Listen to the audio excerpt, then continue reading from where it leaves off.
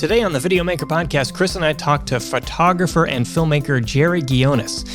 Jerry is a Nikon ambassador, and he's known for being one of the world's best wedding photographers, according to WPPI. He has also won the WPPI International Wedding Album of the Year 8 times, which, from what I understand, is quite a few times. Jerry is obviously, just an incredible wealth of knowledge about photography and glamour photography, wedding photography, boudoir photography, all of that stuff. As regular listeners of the podcast know, we occasionally do have photographers on the podcast because we feel that you can learn quite a bit from photographers, people who spend so much of their craft building the aesthetic of an image.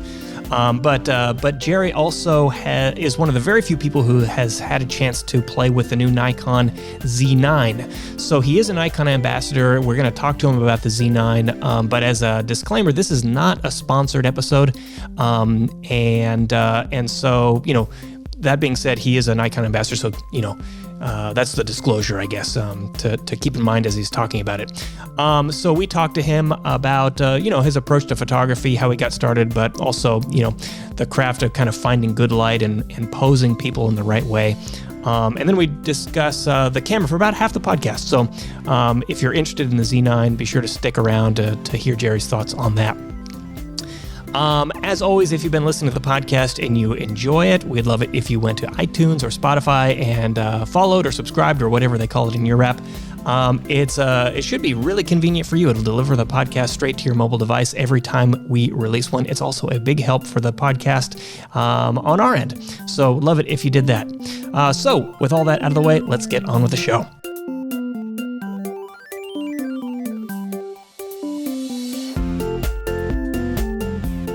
Welcome to the Videomaker podcast. I'm Mike Wilhelm, and with me, as always, across the table is Chris Monlux. Hello. And today's special guest, Jerry Ghionis. Jerry, how's it going? Good, guys. Fantastic to connect today. Thank you so much for having me. Yeah, thanks for being on. You're the first guest, actually, in quite a while. I want to say, Chris and I were just talking about when was the last time we had a guest on it. It must have been 8 episodes ago, maybe, or it's been quite a few months, like 3 or 4. Or maybe more. Exactly. So it's good to be back in the swing of things. So, so Jerry, you're joining us mainly as a photographer. In fact, we were just talking beforehand. I think you and I have met many years ago, and maybe Chris, you would go on an event with Jerry once or twice. We did an interview about G-Tech at the SanDisk headquarters in. Oh my goodness, that's right. That rings a bell. Yeah, I was trying to think. I'm like, man, I've met him in person. I'm like, what trip was it? And it was like, oh no, I drove there. Yeah, there you go.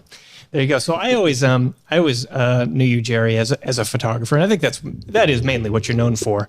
Sure. We had the opportunity to speak to you, and it was pitched to us as Jerry can talk about some of the video features in a new Nikon camera, which is not new news, but you're one of the first people to have your hands on it, which is why we're talking to you today.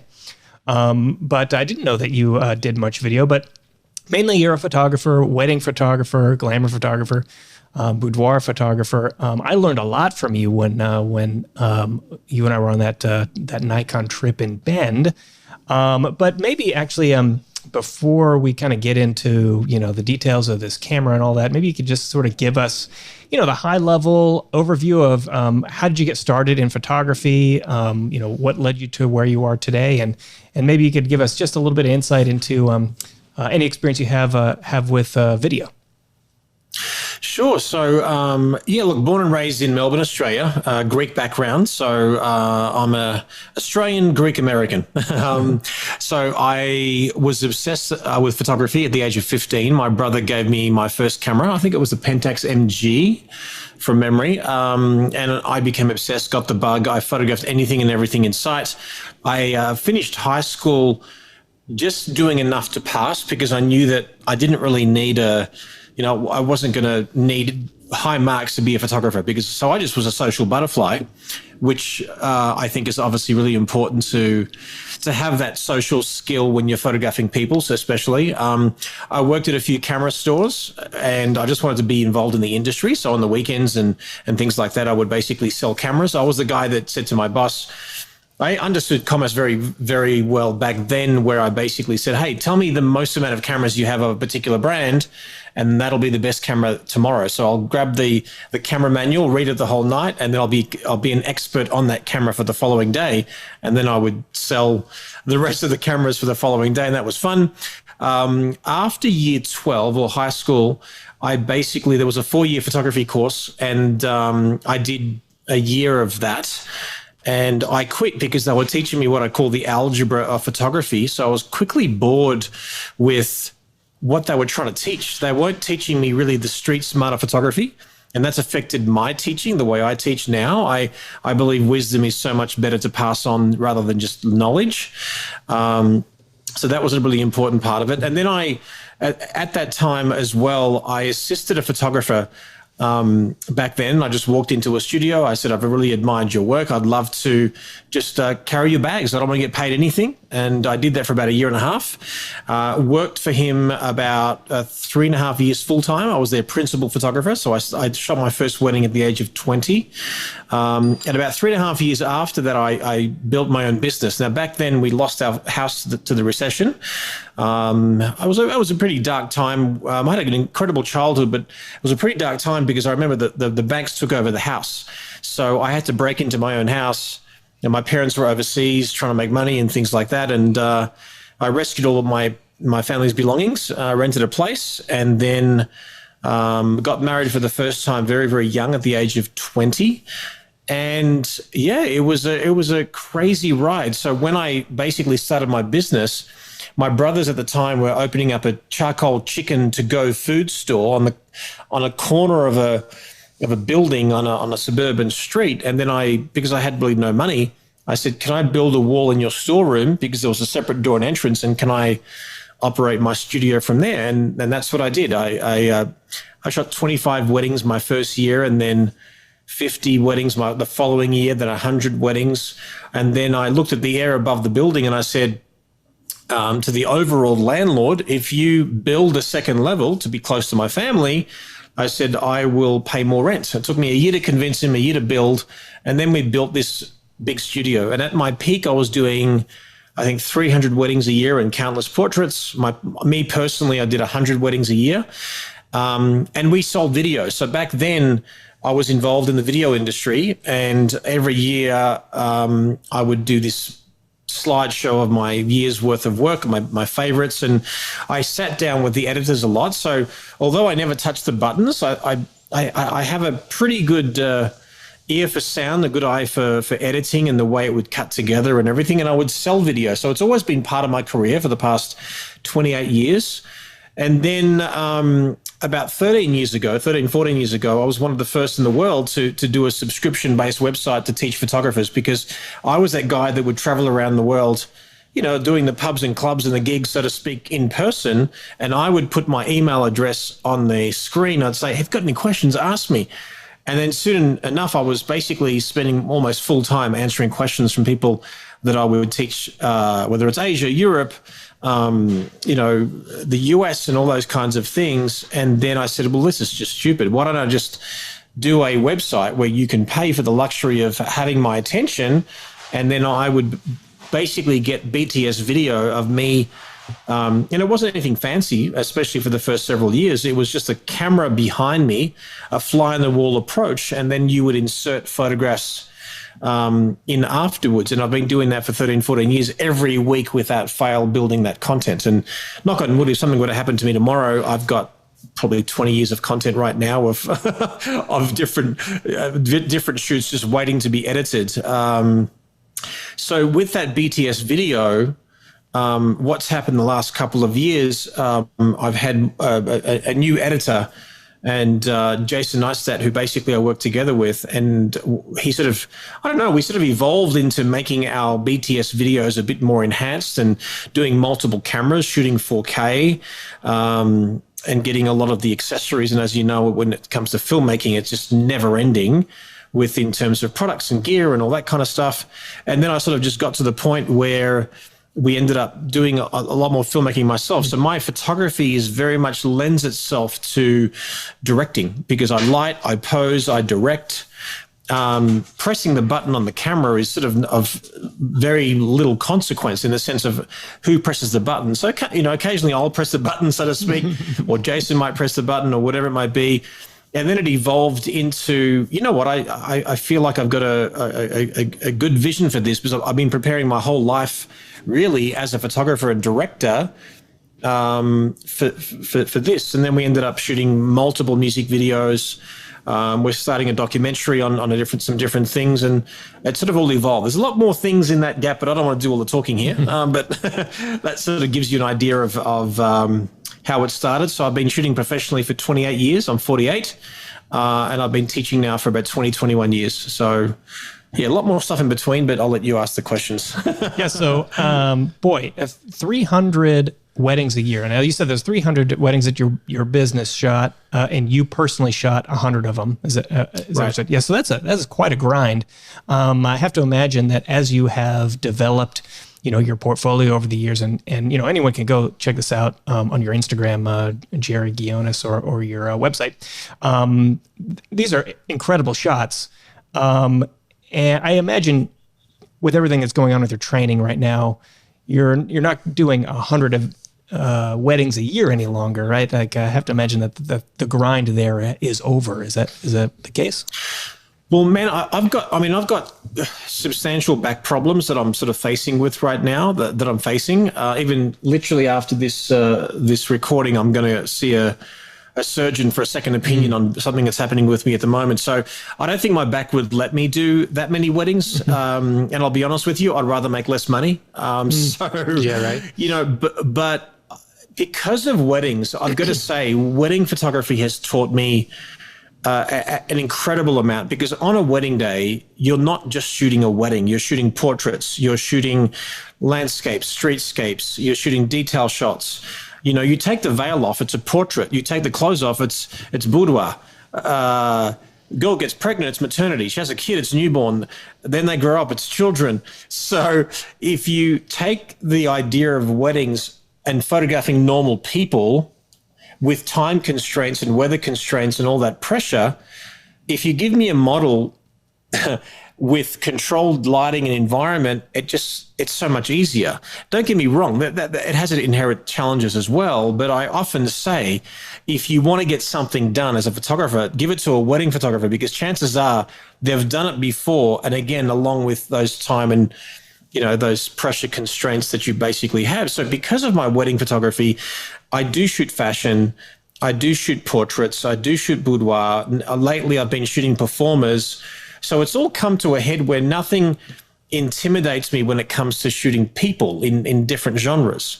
So, most of my income is still made by, as a working professional, and the opportunity to actually shoot weddings and it evolve into all of these different things has been amazing. Let alone now we do video production. We've done several commercials and, little different things that we've done the last couple of years for different companies. So it's been a natural evolution with what I've done. So it's been great. So weaving in video production into this, I recall, watching you shoot and give a lesson on, basically glamour photography under natural lighting conditions. That you have a very good eye for finding good light, and you're very, very skilled at posing people, in just the right way, and you get these incredibly gorgeous photographs. How does that process, how has that translated over to video? Are you able to apply the same techniques to get beauty shots, or do you treat video more as a utilitarian, way to communicate a message? Well, it's a great question, and thank you for that feedback too. It depends on what I'm filming. So, for example, I'll give you the example. So the artist that we filmed, Ashley Amber, the 8K video with the Z9, we had filmed 3 music videos prior to this one with her. And so there I was, filming Ashley for the first time. And for me, like, photography is always 5 steps. It is lighting is number 1. location number 2, pose number 3, technique, camera, composition, everything number 4, lens choice, and so on. Number 5 is emotion. And I felt that it was organically pretty much the same thing when it comes to video. Yes, video is just a lot harder because, inherently, pockets of light and doing different things and using a slider or a gimbal or handheld or all these different things are just more difficult because you've got that extra element of motion.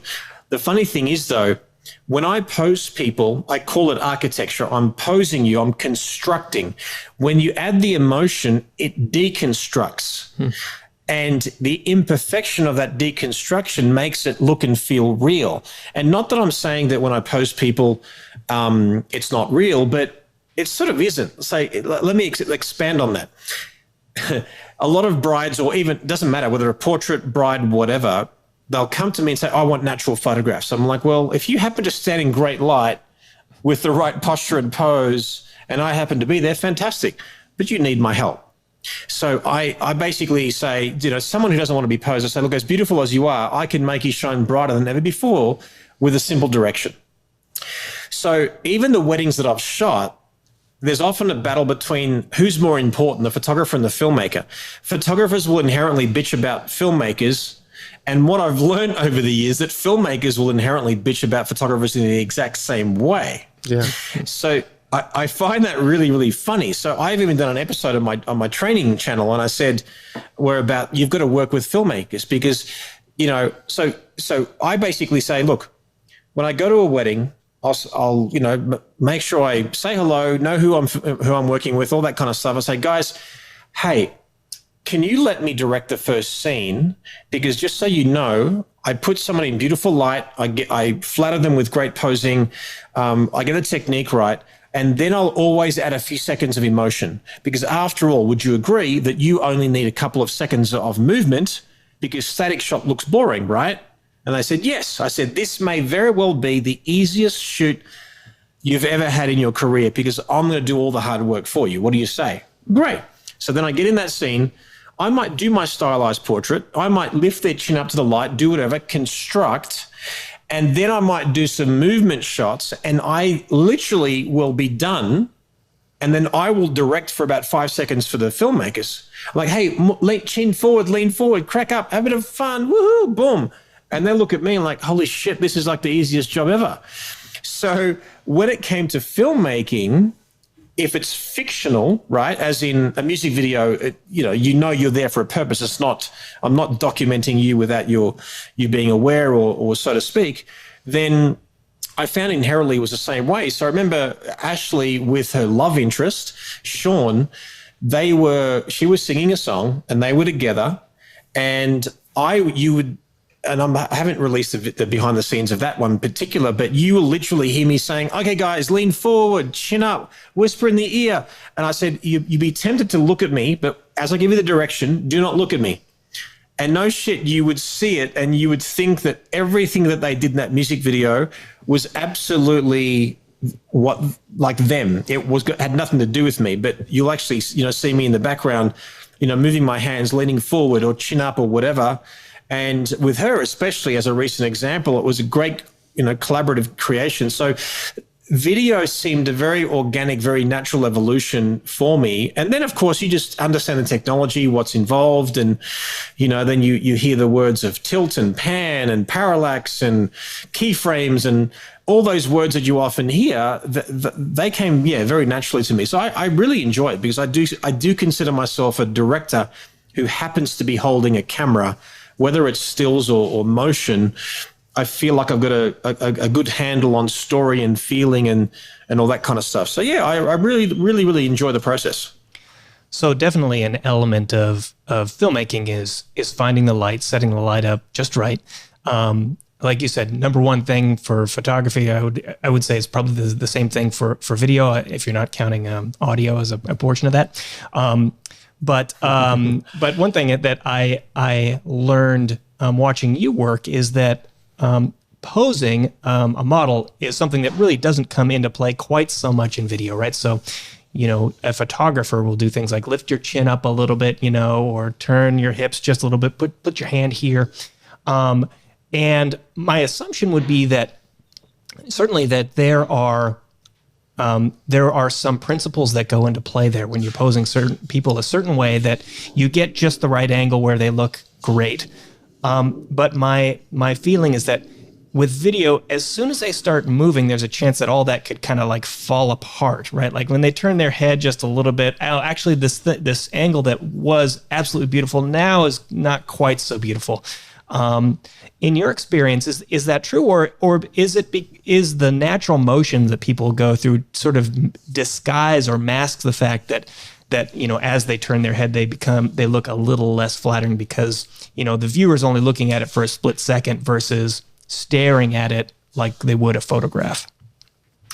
Look, it's a great thought, a great question. I guess it depends on what your intention is. Like when you watch a TV show or you're watching a movie, yes, every light has been it's very particular. Like it's very intentional that, like almost every single movie, there'll be a little bit of a backlight, rim light, there'll be a front light, even out like at nighttime where, the moon all of a sudden has projected this incredible friggin' quality of light, which we all know that's a creative license that filmmakers have used since the dawn of filmmaking. But in terms of direction and all that kind of stuff, like I said, for me, it depends on what the intention is. For a music video, as an example, since we're talking about that, I've opened that conversation up. I'm there to flatter the subject and then create the mood and the feeling of what the song and the lyrics are trying to convey. So it's very much about mood and feeling and what I'm trying to say and flattery. Therefore, when I put that person in good light and then direct them, they'll often, for example, mirror me, and then I'll turn my face and direct them before I press record. And I'm saying, hey, whatever you do, pay attention to the direction of light. So you can organically move out of the way of the light, but bring your face back in, or I'm literally standing behind the camera and they're mirroring exactly what I do by turning my face. If you're doing a documentary, then yeah, you're going to get some light that conveys the mood that you're trying to say. So for example, if you're doing Dateline, where it's a bit sinister, it might be a little bit different than something that's very raw and run and gun that you're doing as well. So I do feel though that as I'm getting more into this filmmaking world, I feel when I see a lot of filmmakers, and like I said, I don't have nowhere near the experience of many that I've been seeing, I do feel that they could add that element of posing and lighting a bit more flattering and storytelling that could add that. Like I said, for me, it's the deconstruction of a pose that makes that image look real. So in other words, if I do something really perfectly, then that looks sort of fake, but that's what I'm constructing. When I add emotion, whether it's laughing or whether it's a mood or a softer feeling, and now I deconstruct it, then that's okay, And directing also, we're doing like a little mini documentary on a body painter recently, and she was doing body paint on her face and her body, and I would ask her questions as we were talking, and of course I set her up in good light, but then she can do whatever she wants, and we're shooting with multiple angles, but it's reading body language, understanding when to ask the question, when to be more playful, when to pull back. And she ended up in tears simply by not even what I said, but it's the way I said it. So I find that, again, the skills that I've developed over the years and the experience I've developed in the photography world has really, really helped me in the filmmaking world. And it's never ending. Filmmaking is just this big learning curve. But I think I don't want to be too influenced. Does that make any sense? I think that if I start looking too much at other people and their process, I think I'm approaching filmmaking from a photographer's foundation, but I don't want to do too many tutorials or anything else because I don't want to be influenced. I'm happy to make a glorified mistake because I feel that that's more organic and it's a more virgin-like approach. If you get influenced too much, then I'd rather be subconscious influence rather than be particularly following a particular individual. But I know I went on a bit of a tangent there, but I guess you get the idea of.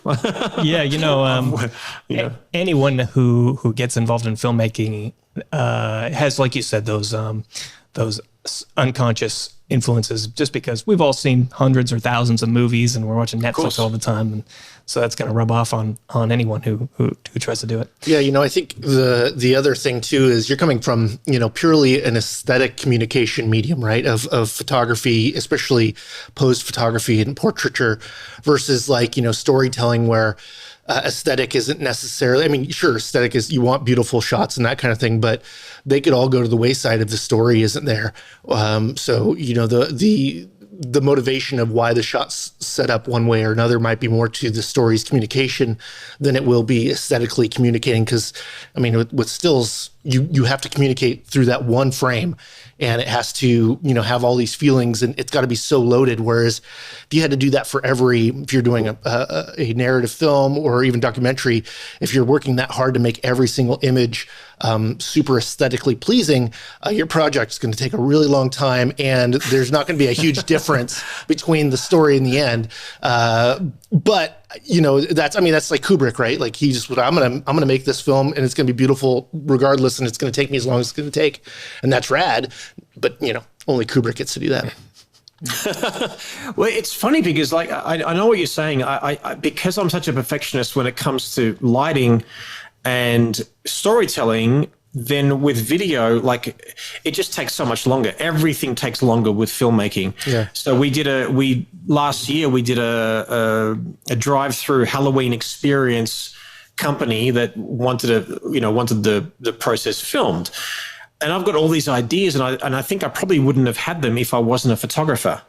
But because I'm probably primarily a photographer first, then it lended itself to video, because when I'm photographing to sell. I'm photographing for the story. Yeah. So, if you photograph, like I find that a lot of photographers will shoot off-camera flash, and every single shot will be off-camera flash.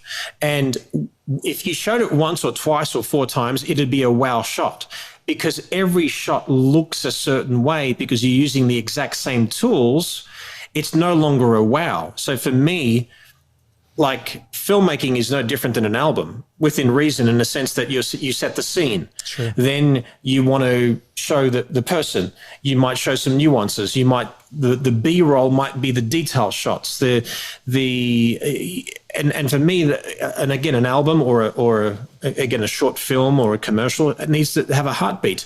There needs to be a highs and lows, and it's like a symphony. Sure. Where I'm seduced into the film or whatever I'm doing, and you leave with a high as well. Again, of course, depending on what you're trying to say, because every filmmaking is obviously, there's so many facets to it, because it always depends on what you're trying to say, what the story is, what are you trying to sell, and all that kind of thing. So yeah, it's been a very interesting ride, and a very expensive one. Yeah. Well, and as the projects get bigger, right, you start having a dedicated cinematographer and director. So now you're going, okay, you're all about beauty, you're all about story, and then we're going to argue amongst ourselves, but everybody else is going to be controlled under ourselves. And I think it's beautiful when we get to do that ourselves, because there's I guess internal argument, but that you get more control of that of the emotion along with the aesthetic. Yeah, there's no doubt. I feel like one of my favorite sayings is that creatives aren't short of ideas. The problem is committing to one. So when you're at a scene, you can storyboard the hell out of anything, but once you're in that particular environment and that particular lighting and that talent, that everything could change. Now, so because inherently filmmaking is very collaborative, then you might have 4 or 5 people who have different ideas. And certainly the director sort of takes charge, and the cinematographer really has to execute the vision of the director. But ultimately, though, it's a team effort. So, at the end of the day, you got to commit to an idea. And if it doesn't work, which sometimes and a lot of times it won't, you've just got to say, all right, well, what's the most efficient way of getting to this destination, and will it tell the story? So it's a tough one. Yeah, I'm trying to remind myself of who told me this, but you get like one good shot a day. You get that one shot that you really want to get, and the rest of the day is just trying to check off the scenes off the box when you're on set. So you get to go, okay, this is really the important one. This is what I'm going to have, and the rest is the clock saying dictating what you're going to have to do next. And I mean, when it comes to really grand projects, the nice thing about smaller stuff is that you can really nitpick the details, and they those details also go further because they're not as well, they're not fleeting, I guess. I feel like that was Michael Walsh. I don't remember if you remember one of our very early episodes. I think he said something like, I get one shot before lunch and one shot after lunch, and everything else is just trying to keep up. Yeah, and he was a gaffer. So he was talking about the lighting of his scene and whatnot, and everything else was just utilitarian. I just got to get it done because the job's got to be done. Yeah. Okay, well, maybe we should segue to the Z9. So this is a brand new camera from Nikon. It's the new flagship, I guess, flagship mirrorless camera. We haven't had a chance to use it yet. Nope. Actually, maybe this is just like one of the unfortunate consequences of the pandemic is that we never see anyone in person anymore in the events where we would normally get to try these cameras. They just don't exist. Maybe they'll come back someday. But Jerry, you have had a chance to use it, and just so that our audience has a little bit of disclosure, you're like a Nikon guy. You kind of live and breathe Nikon these days, right? So considering that, but you have had a chance to use it. You must have shot some photographs, but you shot much video with it?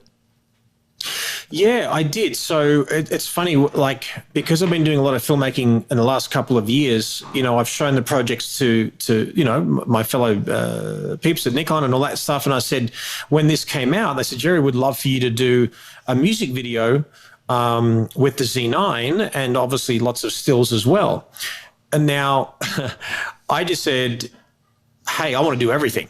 Like, I want to photograph wedding images, fashion images, portraits, performers, which I've been doing a lot of lately, as well as the music video, because as I've said in other platforms, I believe that I'm not only an ambassador for Nikon, but I'm an ambassador for the genres that I specialize and represent, because people are going to come up to me like you guys and say, well, Jerry, what do you think?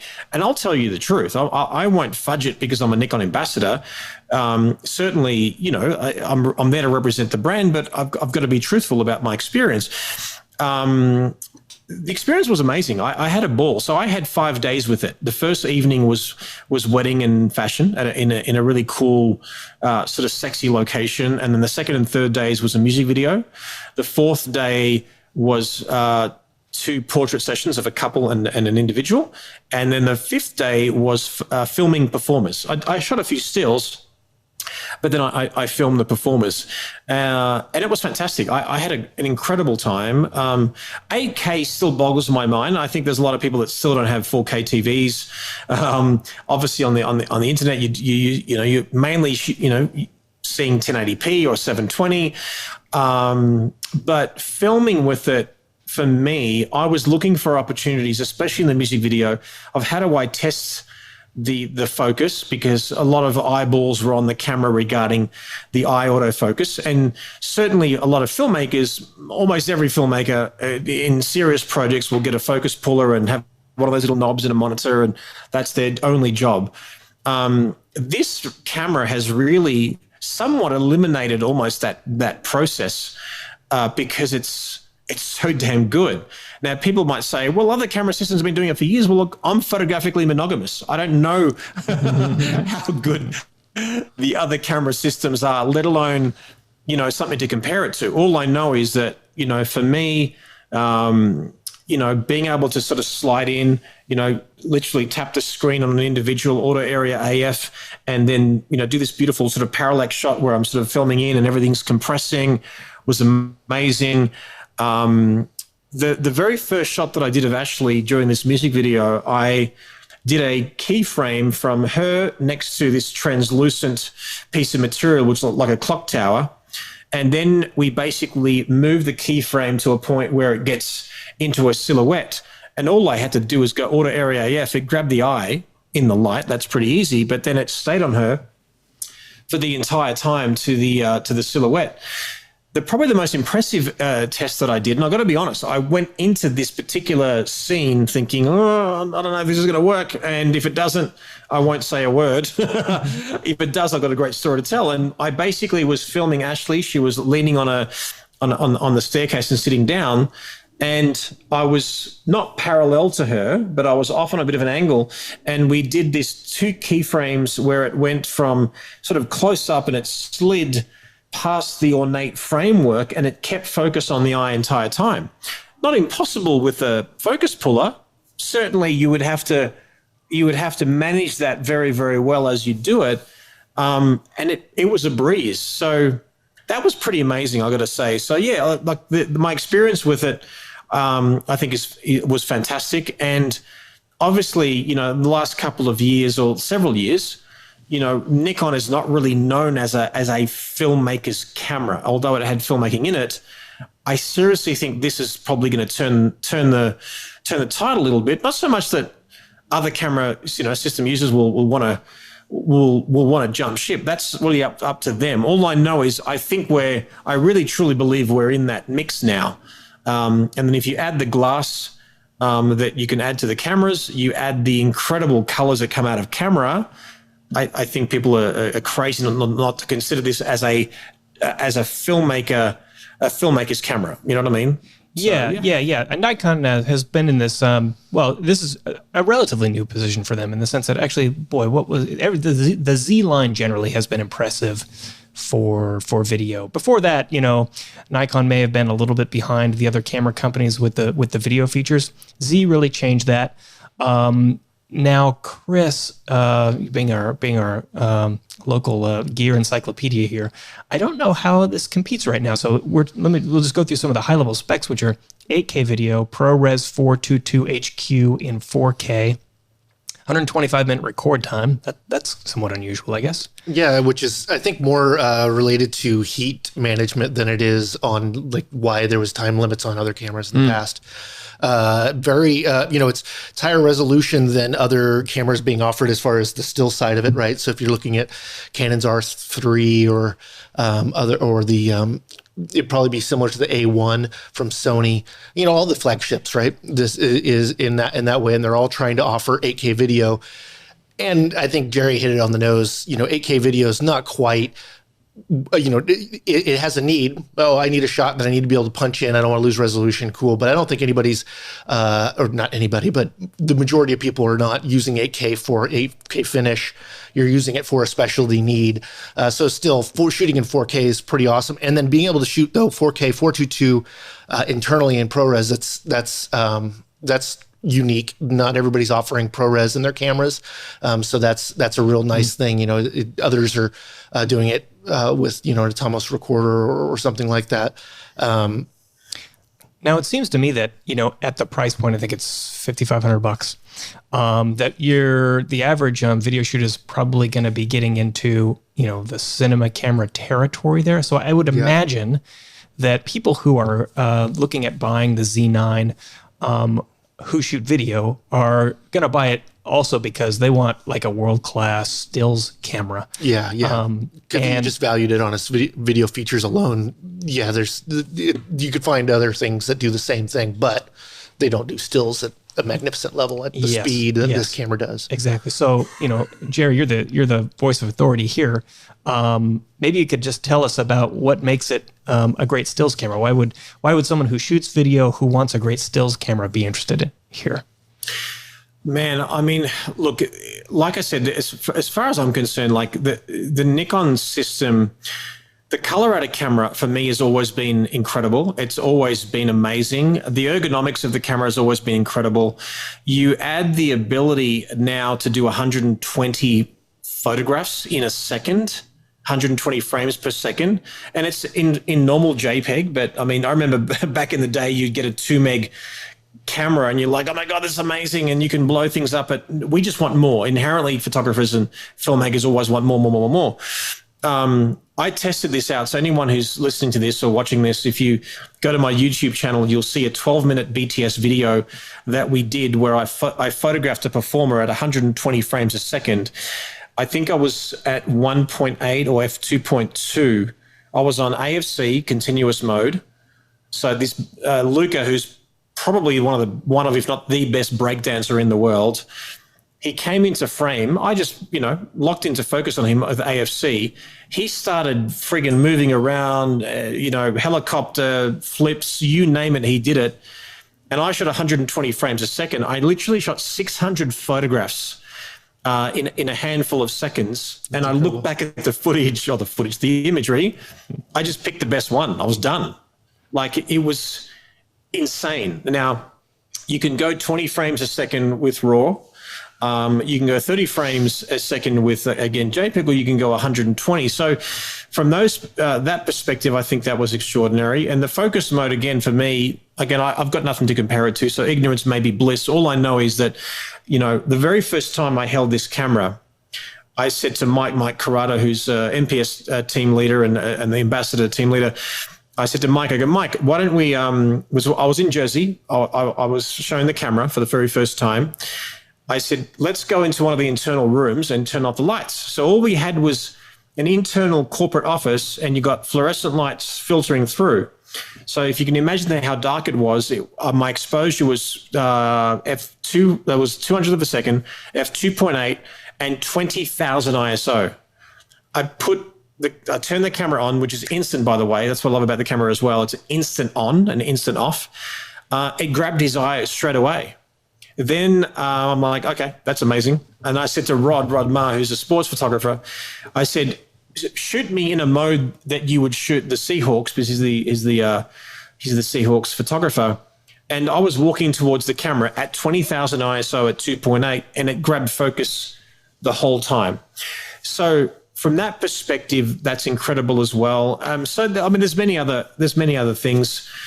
For me, at the end of the day, your camera is a tool and you make the difference. And I know we like to geek out at specs and things like that, but you just got to make sure it actually works for you in the genre that you do. And is it somewhat future-proof? And you would say that, okay, 8K is probably overkill for a lot of projects. But if you're like one person and you're filming, let's say, an interview or anything, and you wanted to, film whether it's a bride or a model, and you filmed a full body or 3/4, you could make this look like 3 camera angles by simply filming 8K, grabbing her face, grabbing the body, grabbing the gesture of the hands, cropping with negative space left to right or whatever. And then all of a sudden you make one camera angle look like multiple things, and your end project is 4K. And then you can do slow-mo and all that kind of stuff. That's incredible as far as filmmaking is concerned. But for me, the amazing thing as far as filmmaking is concerned, the ability, next year when they release the firmware update, to shoot 12-bit ProRes RAW in camera with no need for an Atomos or anything like that. I mean, that's the bane of people's existence. When you're on a gimbal and then you have to add a 5-inch Atomos or whatever you want to use, or a Blackmagic, whatever, it's freaking heavy. Yeah. The fact that you can do that in camera is amazing. And something to note too, when we shot the 8K video, we did not shoot in N-Log. We shot basically just 10-bit, and the color was, we shot in flat mode, which most filmmakers will do. But when we color graded and all that kind of stuff, it wasn't from a raw. It was just, it was basically out of camera, and then we tweaked the colors and the saturation and the contrast, and we got this, really cool result. So yeah, it's pretty amazing. It's a big leap from where we are now. I mean, right now the Z6 is on me right now, auto area AF at 2.5, and it's fantastic. It's a great camera, but this one, it's a flagship. We're comparing they're just different models. So it's an exciting time to be a photographer, and to have the ability to focus is like a big issue for any photographer. Like, I have a very low tolerance for lack of focus. So for me, if it's slightly out, I'm done. I'm not including it in the proof, so to speak. So this one now just increases my hit rate, especially at shallow depth of fields, which of course, with filmmaking is the holy grail. Like you very rarely see any scene of any film or commercial with f8 or f11 or f22. It just doesn't happen. It's always shallow. So yeah, it's a great combination, I really feel. So maybe just as we're kind of wrapping it up, I was going to ask you towards the beginning. We're going to save this question towards the end. You started shooting photography or doing photography, working for free, starting from the very bottom. You are now considered one of the best wedding photographers in the world. I'm curious what kind of advice you have for someone who wants to improve their skills on that level of scale, like to go from nothing to one of the world's best. What are some of the disciplines that someone has to impose upon themselves to make that kind of climb, just in terms of their craft? As far as craft is concerned, I think that too many people are worried about the result and not the process. In other words, if I don't get a hero shot today, I'll be pissed and unhappy, and I think this is a shitty job. For me, I literally am exhilarated in the process of creating, and to the point where I find that, and also a lot of other people will try to please other photographers and filmmakers and not listen to their own voice. And it affects your mental capacity, your mental health, going on social media, caring about what other people say, and all that kind of thing, I think is a huge deterrent. I myself, I posted yesterday on Instagram for the first time in several months. And people say, well, Jerry, you're not working. I said, I've probably done the best work in my career in the last year and a half. I don't feel the need to share it per se publicly, because I just love the result. I love the process of actually creating. So I think that at the end of the day, you've got to trust your instinct and practice. Repetition, experience, and practice will always be your best teacher. I think too many people want a shortcut, and there's really no shortcuts to excellence and no shortcuts to longevity. And it's a cliche, but it's one foot in front of the other. And, trying to really, and not only focus on the craft, but also the business. So if you want longevity and you are your own boss, you have to realize there's arguably more creativity in business than there is photography or filmmaking if you're doing it as a business. So I work on my business probably more than in it as a business owner. So I consider myself a business person who happens to be a photographer. But then when it's game day, when I'm actually photographing, I'm not only photographing to create and enjoying the ride, but I'm also photographing to sell. So, there's a good balance there. But and as far as, people mentioning me, in certain ways, I never sort of really believe it. I sort of, you know what I mean? Like I don't listen to the negative comments as much as I don't really listen to the positive ones. I'm just happy to enjoy the ride. And if I'm teaching other photographers to do it, I'm just happy to know that I made a difference, but I'm happy to move on and just, make a difference to somebody else. So yeah, it's a interesting process. Yeah. So I guess, well, actually you've heard the whole saying about you got to do something for 10,000 hours or whatever before you can become a master. At least for the photography, maybe it's shoot 100 weddings a year for a while, and you'll probably be pretty good at shooting weddings eventually. 10,000 frames, yeah, you got to shoot. Yeah, well, it got to be way more than 10,000. 10,000 good ones. How about that? Yeah. Well, I think the biggest problem with a lot of creatives, especially photographers, is they shoot too quickly. Mm-hmm. I've been teaching workshops now for so long, and when I have 20 students for 5 days, and I work out what their problems are. One, it's either lack of repetition, experience, and practice, lack of confidence, and if they are shooting, they shoot too quickly. And when people watch me shoot, they're very surprised to see that I'm actually very slow to get off the mark because I'm developing a rapport, working out where the light's coming from, working out what direction I'm going in. But so people shoot quicker than me, usually, and they'll shoot 100 photographs knowing that they're going to get 3 or 4 of those photographs of those 100 to put them in an album or wall art. Well, I might only shoot 5. So I start slower, I finish quicker, but then I actually get to the result to a point where I'm actually shooting to sell. So I think that's a big one. The US Army has a saying, slow is smooth, smooth is fast. Slow down.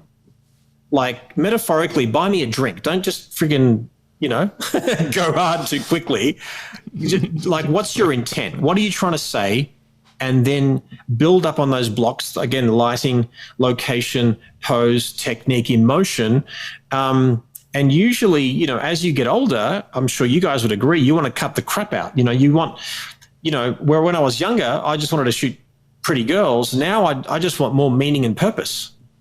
And once you have that meaning and purpose and the craft is there, you'll be a professional student for the rest of your life. No one reaches the peak. There is no peak. because there is always someone better, richer, poorer, handsome, ugly, or whatever you want to call it. So you just got to know who you are and what you're trying to say, find your desired demographic, and tell those stories. And once you do that, nothing intimidates you, because you know that there's always better out there. But that self-deprecation that we often do, and that lack of progression that we make because we're just so hard on ourselves, and get it, and that's why I say you don't have to be the best. You simply have to be better than last week. People just have to just slow down and just enjoy the ride, enjoy the process, and where that leaves you at the end of the day, if you're mentioned among the world's best, start with your zip code. Move on from there, but enjoy the ride, because the people that you photograph and the difference that you can make is so much more important on a ground level than just being known amongst other photographers and filmmakers. All right, wonderful, wonderful advice. I love the idea of being a student for life. I mean, you can apply that to anything in your life, I guess, right? Yeah.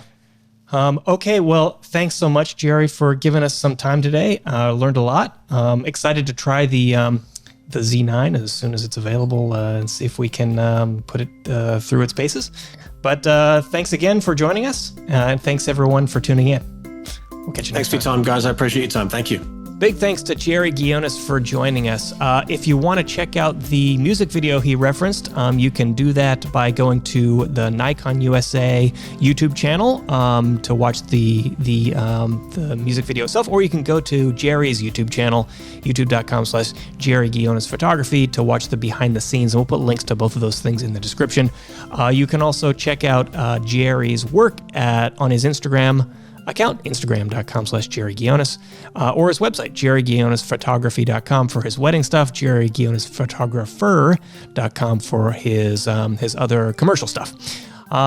So for Chris Monlux and everyone here at Videomaker, I've been Mike Wilhelm, and you've been listening to the Videomaker podcast. We'll catch you next time.